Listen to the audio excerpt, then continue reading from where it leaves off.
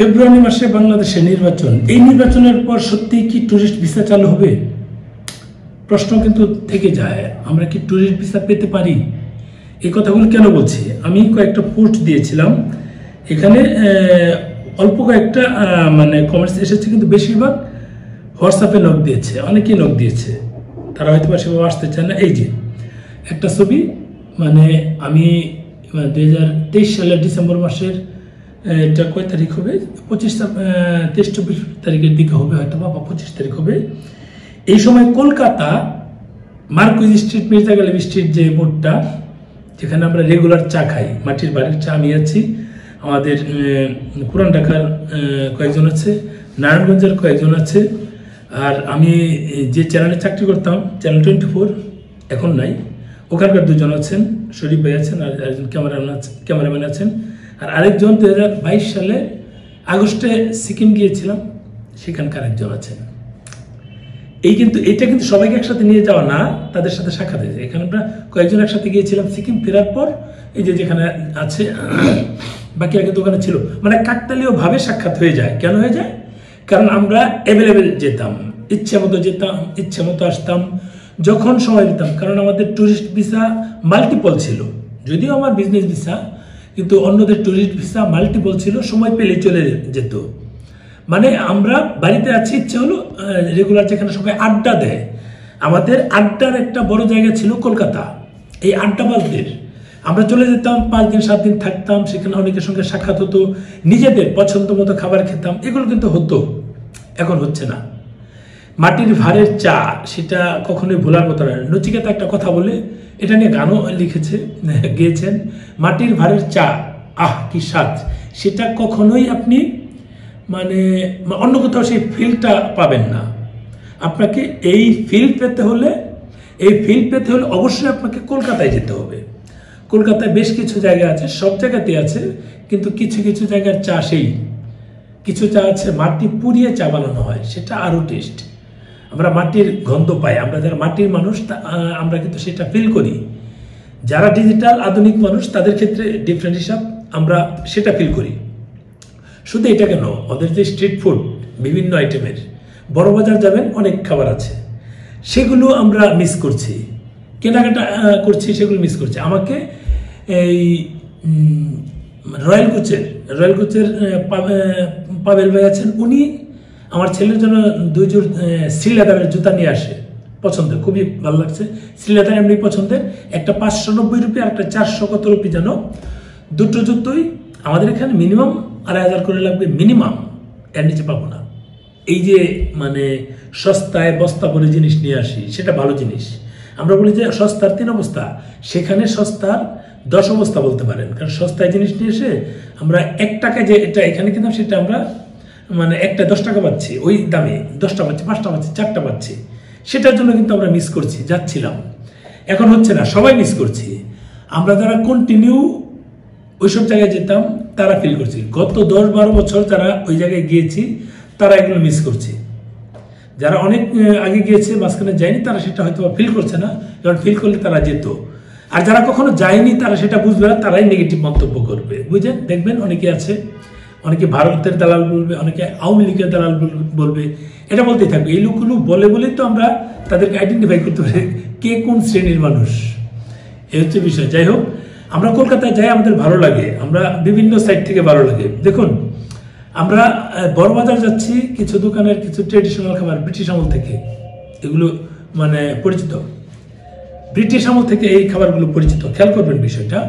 সেগুলো যাচ্ছি। নাখোদা মসজিদে 2023 সালের ডিসেম্বর মাসের সর্বশেষ নামাজ আদায় করি, এরপর কিন্তু যাওয়া হয়নি সেখানে, ঠিক আছে? এরপর আর সেখানে যাওয়া হয়নি, ওখানে মিস করছি খুব। ওখানে যে মানে ট্রাম আছে, ট্রামে যাতায়াত, বা ট্রামগুলো যাচ্ছে, ট্রেনের লাইন, সেটা তো মানে বিশাল ব্যাপার স্যাপার।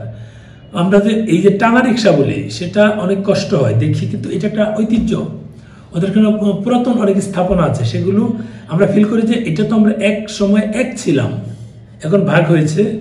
এক সময় এক ছিলাম, এক থাকলে মনে হয় ভালো ছিল। যেসব জায়গায় আমরা অনবরত যাতায়াত করতে পারতাম, এই পাসপোর্ট ভিসার কোনো প্রয়োজন হতো না। কিন্তু একদিক দিয়ে ভালো হয়েছে, পাসপোর্ট ভিসা আছে বিধায় অনেকেই এই পেশার সঙ্গে যুক্ত হতে পেরেছি, আমরা যেমন যুক্ত হয়েছি। এই ট্রাভেল যদিও তখনও তো যেমন বাংলাদেশে বিভিন্ন জায়গায় তো আমাদের অনেক গ্রুপ পরিচালিত হচ্ছে, এরকম হতো। ইন্ডিয়ারটা সেটা ভিসা করে যাচ্ছে, অসুবিধা কিচ্ছু না। আমাদের অনেকে এটার সঙ্গে যুক্ত থেকে নিজেদের পেশা বৃদ্ধি মানে একটা বাড়াতে পেরেছে। এখন আমাদের কথা হচ্ছে, আমরা যারা এইসব জায়গায় যেতে চাচ্ছি, আমাদের জন্য মানে কবে নাগাদ এই ভিসা চালু হতে পারে? আমি যেটা মনে করি সেটা আসলে আগামী 1 বছরে চালু হয় কিনা সেটা সন্দেহ। এখন অনেকেই বলবেন আমি এত পণ্ডিতগিরি কেন করি? পণ্ডিতগিরির প্রয়োজন নাই। আমি বলেছিলাম আগস্ট সেপ্টেম্বরের দিকে গত বছর যে আগামী 6 মাস যদি ভিসা না হয় মানে অবাক হওয়ার কিছু থাকবে না। আমি কয়েকটা পয়েন্ট বলেছিলাম, সেই পয়েন্টগুলো কিন্তু ইমপ্লিমেন্ট বাস্তবায়িত হয়েছে। আমি বলেছিলাম যে মাঝখানে যদিও ট্যুরিস্ট ভিসা খোলার একটা মানে কথা উঠেছিল, সেটা পরে আর হয়নি। নানান পরিস্থিতির কারণে, আমাদের দেশের রাজনৈতিক পরিস্থিতির কারণে সেটা আর হয়ে ওঠেনি। এখন সামনে 1 বছর হতে পারে না, কি কারণে হতে পারে না সেটা নিয়ে কথা বলা, আগেও একটা ভিডিও দিয়েছি। সেটা হচ্ছে আমরা ভারতের সঙ্গে মানে রাজনৈতিক একটা দূরত্বের মধ্যে আছি। এই রাজনৈতিক দূরত্ব গোছানোর জন্য কি করতে হবে? ভারতের সঙ্গে আগে আওয়ামী লীগের সাথে কিন্তু নিয়মিত যাতায়াত হতো। কেন হতো? কারণ আওয়ামী লীগের সাথে ভারতের সাথে একটা সম্পর্ক ভালো ছিল। এখন যারা ক্ষমতায় আছে তাদের সঙ্গে ভারতের সাথে সম্পর্ক ভালো নেই। ভালো থাকলে নিশ্চয়ই ভিসা স্বাভাবিক হতো। সহজ হিসাব, এক কথায় উত্তর। সামনে নির্বাচন হবে, ভারত চাচ্ছে ইনক্লুসিভ ইলেকশন। ইনক্লুসিভ ইলেকশন বলতে যত দল আছে বাংলাদেশে সবাইকে এখানে নির্বাচনে অংশগ্রহণ করাতে হবে, দেন ইনক্লুসিভ হবে। এখন ফেব্রুয়ারি মাসে ইলেকশন, এটা নভেম্বর শেষ, ডিসেম্বর জানুয়ারি আছে আর কয়দিন। এখনো যদিও মানে 90 দিনের মধ্যে নাকি তাদের নির্বাচন কমিশন থেকে তাদের শিডিউল ঘোষণা করতে হয়। এখন সেটা এখনো হয়নি যদিও, তারপরে কবে হবে সেটাও জানি না। এখন যেটা বিষয় হচ্ছে যে মানে এই ফেব্রুয়ারির মধ্যে আওয়ামী লীগ ইলেকশনে আসছেন, এটা মোটামুটি নিশ্চিত। যদিও ইলেকশনের মানে সবাই প্রস্তুতি নিয়েছে অন্য দলগুলো। ইলেকশনে না আসলে এটা ইনক্লুসিভ নির্বাচন হচ্ছে না। ইনক্লুসিভ নির্বাচন না হলে নির্বাচনের পর আওয়ামী লীগ ব্যাপক আকারে এখানে দেশে আরো অরাজকতা তৈরি করবে, এটাই স্বাভাবিক। তৈরি করলে কিন্তু ভারতের সাথে কানেক্টিং হওয়ার কোনো সুযোগ থাকবে না। অর্থাৎ বাংলাদেশের অস্থিতিশীল পরিবেশের মধ্যে তারা তাদের এত জনবল দিয়ে বাংলাদেশে ট্যুরিস্ট ভিসা চালু করবে না, এটা বোঝা যায়। ওই অস্থিতিশীল পরিবেশ যদি আর 6 মাস যায়, ফেব্রুয়ারির ইলেকশন পর মার্চ, এপ্রিল, মে, জুন, জুলাই, আগস্ট পর্যন্ত চলে যায়, 6 মাস চলে, এখন আছে 3 মাস, 9 মাস। এরপরে যদি একটা হয় যে অন্তর্বর্তীকালীন সরকার, না তো মানে তত্ত্বাবধায়ক সরকারের মাধ্যমে তার ইলেকশন দিল এই অস্থিতিশীল পরিবেশের কারণে, তখন আর 3 মাস চলে যাবে। দেখুন 12 মাস পুরোপুরি হয়ে যাচ্ছে, August, September, October, December, November বা ডিসেম্বর। অর্থাৎ আগামী বছর নভেম্বর থেকে ডিসেম্বরের মধ্যে যদি ইলেকশন হয় 1 বছর হয়ে যাচ্ছে। আগামী 1 বছর পর যদি ইলেকশন হয়, তখন যদি ইনক্লুসিভ ইলেকশন হয়, তখন ইনক্লুসিভ ইলেকশন হবে। কারণ আমরা বাঙালিরা পানি খাই ঘাটাঘাটি করে। আওয়ামী লীগ যেমন যে কাজগুলো করেছিল, বিএনপিকে সরিয়ে তারা নির্বাচন করেছিল, যেটা কখনো ঠিক হয়নি। বিএনপিকে সরিয়ে নির্বাচন হওয়ার কারণে বাংলাদেশের কিন্তু একটা অরাজকতা তৈরি হয়, এটা সহজ হিসাব। আওয়ামী লীগ যে ভুল করেছে, এখন যারা আছে তারা ওই একই ভুল করবে কিনা। একই ভুল যদি করে, আওয়ামী লীগকে নামানোর জন্য জনগণ পাশে ছিল, এখন কিন্তু জনগণ আর মানে ওই কাউকে নামানোর জন্য আসবে না। কিন্তু আওয়ামী লীগ এমনি কিন্তু মাঠের রাজনীতি করে, ওরা যেভাবে দাঙ্গা হাঙ্গামা করে অভ্যস্ত, সেটা কিন্তু অন্য দলগুলো করতে পারে না। পরিবেশটা কি হবে? আর অস্থিতিশীল হবে।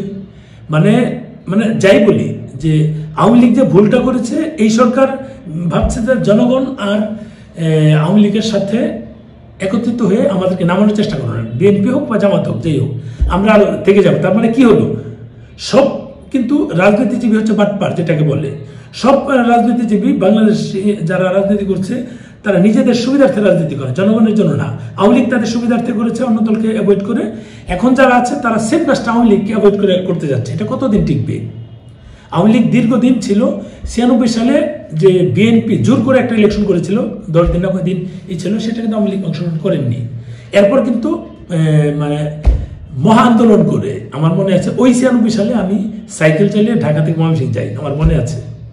ওই 96 সালে অসহযোগ আন্দোলনের সময় আওয়ামী লীগের, ওই সময় কিন্তু পরে বিএনপি বাধ্য হয় ওইটা ইলেকশন মানে সংসদ ভেঙে দিয়ে, মানে 3বার যে প্রধানমন্ত্রী বলা হয়, ওই যে ওই কয়েকদিনের বেগম খালেদা জিয়াকে উনি 3বার প্রধানমন্ত্রী, ঠিক আছে, ওই সংবিধান সেটা পাশ করিয়ে কিন্তু তারপরে তারা তত্ত্বাবধায়ক সরকারের মাধ্যমে ক্ষমতা নির্বাচন হওয়ার পর ক্ষমতা হস্তান্তর করে।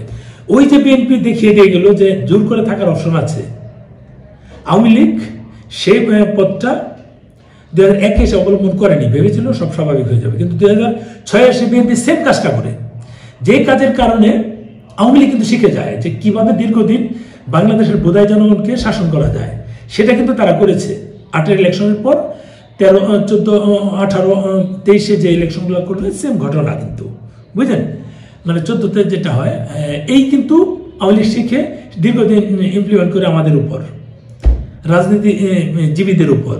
এখন বিএনপি যদি ওই চিন্তা আবার করে, আবার ভুল করবে, ওই ভুল করে যদি আবার এই আওয়ামী লীগ অ্যাভয়েড করে নির্বাচন দেয়, আরো বড় ভুল, সেই ভুলের মাসুলগুলো আমরা জনগণ দিচ্ছি, যেটা আমরা বুঝি। অর্থাৎ আওয়ামী লীগ ছাড়া নির্বাচন মানে ইনক্লুসিভ নির্বাচন হচ্ছে না, এই নির্বাচনের ভবিষ্যৎ অন্ধকার। অন্ধকার কেন অন্ধকার সেটা নিয়ে বলেছি। এখন এই অন্ধকার ভবিষ্যতে আমরা ট্রাভেল ব্যবসায়ীরা পুরো ধ্বংসের মধ্যে চলে যাব। দেশে অস্থিতিশীল পরিবেশ থাকলে কেউ তো ঘুরতে যেতে পারে না। আর আমাদের পাশের দেশ ভারত, সেখানে ইজিভাবে আমরা ভিসা নিয়ে চলে যেতে পারতাম খুব সহজে, সেটাও বন্ধ।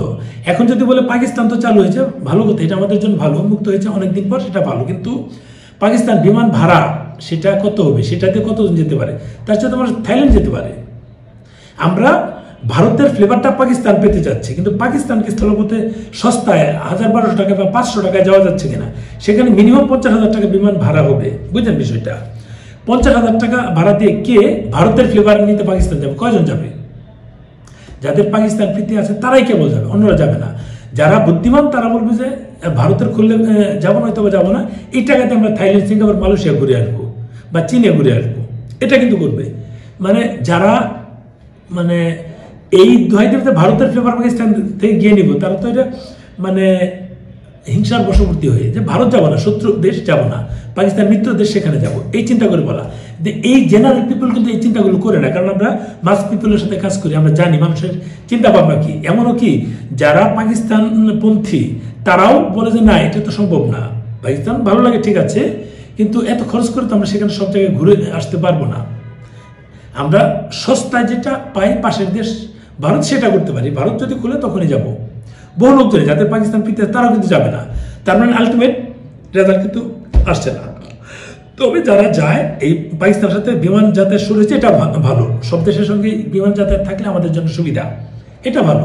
যাই হোক, অনেক বড় করে ফেলেছি, আসলে নিজের আবেগগুলো ধরে রাখতে পারি না। আমরা এখন ট্যুরিস্ট ভিসা নিয়ে খুব মানে পেরার মধ্যে আছি। এই ট্যুরিস্ট ভিসা ভারতের চালু হবে কি হবে না জানি না, আগামী 1 বছরের মধ্যে হচ্ছে না, এটা মোটামুটি নিশ্চিতভাবে বলতে পারি। ভালো থাকবেন, শেয়ার দিন ভিডিওটা।